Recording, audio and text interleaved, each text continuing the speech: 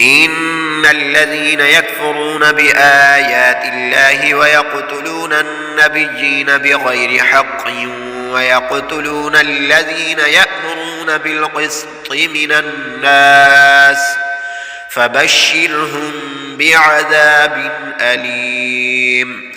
أولئك الذين حبطت أعمالهم في الدنيا والآخرة وما لهم من ناصرين.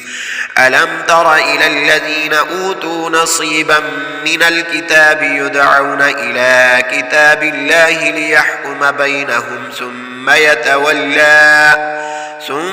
يتولى فريق منهم وهم معرضون.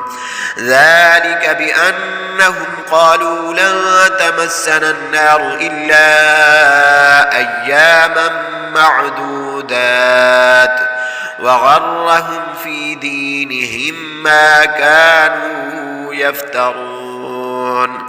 فكيف إذا جمعناهم ليوم لا ريب فيه ووفيت كل نفس ما كسبت وهم لا يظلمون. قل اللهم مالك الملك تؤتي الملك من تشاء وتنزع الملك ممن تشاء وتعز من تشاء وتذل من تشاء بيدك الخير إنك على كل شيء قدير.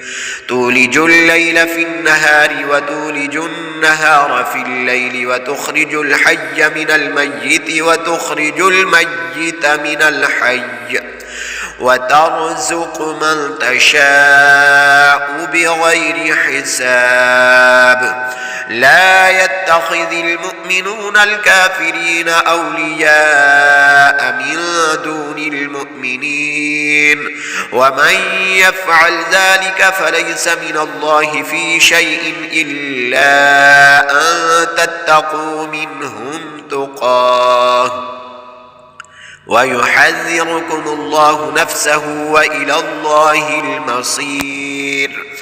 قل إن تخفوا ما في صدوركم أو تبدوه يعلمه الله ويعلم ما في السماوات وما في الأرض والله على كل شيء قدير.